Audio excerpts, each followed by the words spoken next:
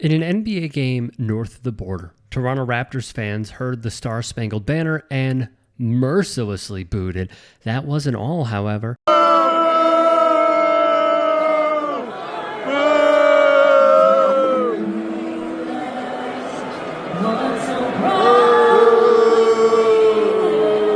At a Vancouver Canucks game, fans booed some more.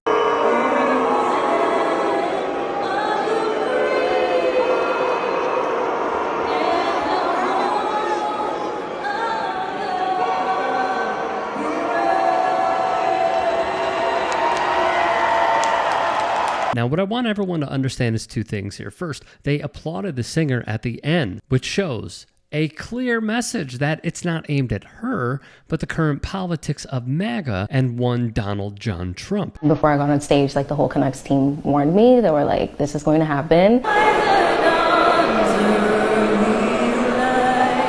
Agasha Mutasasira is just getting her singing and songwriting career off the ground. It's just you and me. And doesn't have hard feelings given the outpouring of support she's received and the potential ramifications of a trade war. I understand where that frustration comes through and why the booing happens. So it's not personal one little bit. And I had some people who did come to me and confess that they did boo, but they did appreciate my performance. So as a performer, like, I really feel like that did grow my experience. A gracious response to an uncomfortable situation likely to continue.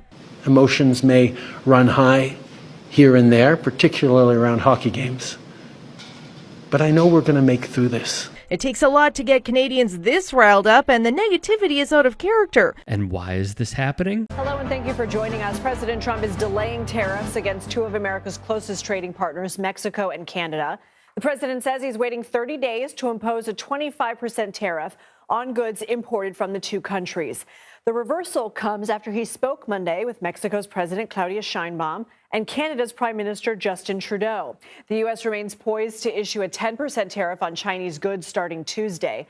That means U.S. businesses that import items from China will have to pay an additional import tax. Or put in simpler, more hilarious terms. For those of you new to the Trump-Canada trade war, this is how everything went down. It all started when Donald Trump said to Canada, "You're a little Then Canada responded with, "Your mama." Trump said back, "Your mama." And then Canada replied, "Was here last night." And then Trump was like, "That's really messed up, man. Why would you say that?" And Canada said, "'Cause it's true. Why don't you go back to pretend deal making on your little reality TV show, you diva queen stuck in a business boy body." And then it was over. Hey guys, quick break in the action. I have a new show coming out called The Rick Strom Show. It is going to be awesome. I'm interviewing musicians, athletes, producers, writers, journalists, authors, sports doctors. Go check it out at youtube.com/@TheRickStromShow. Also be sure to throw me a follow on Instagram, Threads, Blue Sky. It can all be found in the description box below. Thank you. You know, it wasn't always like this. In 2019, during Donald Trump's first term as commander-in-chief, Barack Obama was introduced during a timeout at the Raptors game. The PA announcer welcomed him, and each person in attendance got out of their seats to give a standing ovation. Even as someone who isn't an Obama stan, the differences are quite insane to take in.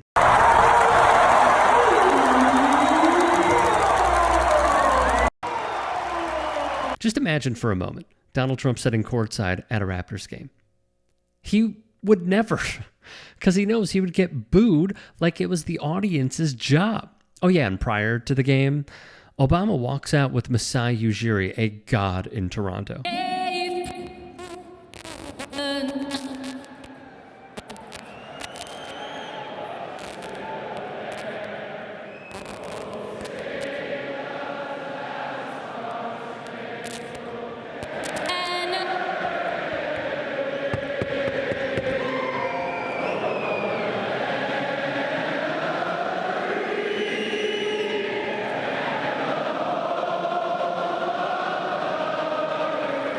Did you see what just happened there in Canada? The mic died during the American national anthem before Tuesday night's game between Toronto Maple Leafs and Nashville's Predators. This also came in 2014, Obama's last term in office. As of 2 days ago, the Associated Press would report that Donald Trump declared an economic emergency, and he would do this to place taxes of 25% on imports, again, per the AP, from our neighbors to the north and south, Canada and Mexico, respectively, and 10% imports from China.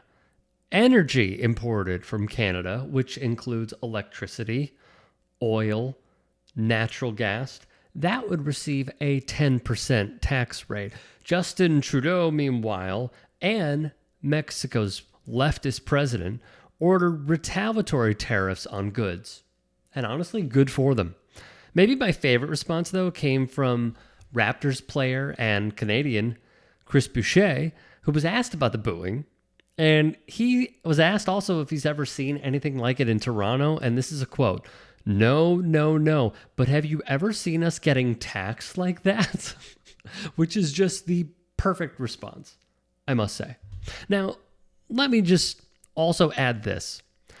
I think it is rather telling how the resounding efforts of people who have been known for their politeness, their kindness, being stand-up people, going over the top in showing morality, except for the trucker envoy or convoy, whatever the hell, they have shown such humbleness, because as Americans, we are loud, we are brash, we're kind of POSs in many different ways. Yet they have shown a completely different approach. And I gotta be honest with you, when I saw this, I had two thoughts. Number one, I know MAGA is gonna be so mad at this. They're gonna be so mad. But it says so much about you if you're not mad, because, which leads to my next point, my second point, when you connect the dots as leftists, I think even as people on the left, we don't need this at sporting events. You know, the NFL, this started some years ago, but then after 9/11, it really ramped up. It really, really ramped up. And that is when the nationalism, which was framed as patriotism, was driven into full gear. There was one report that ESPN's former ESPN journalist Howard Bryant, who has written many fantastic books that I've referenced in different pieces, they didn't allow people to go to the bathroom at Yankee Stadium, is what he wrote about, because they demanded that some of those in the crowd stand up for God Bless America during the seventh inning stretch. Insane. The amount of policemen, firemen that were sprinkled all over, mainly policemen as a sense of security, which it was not and has never been, led to this militarization of sports. But it really goes back to that humongous flag that they have consistently that goes on NFL, not on NFL stadiums, but in NFL stadiums everywhere, plastered from goal line to goal line practically. And it starts with the national anthem. We don't have to have it.